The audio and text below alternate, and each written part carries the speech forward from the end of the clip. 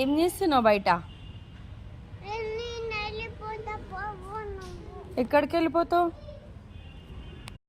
Please రా.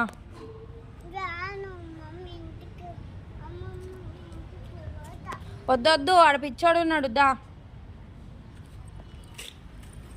డాలి, రానా?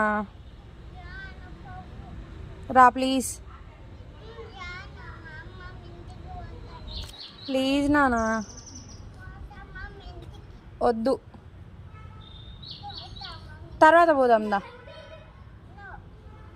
ఏ రా, అమ్మకు వస్తుంది, చాక్లెట్ కొనిస్తుందంట. ఆవు నీకు అదే వద్దనేది.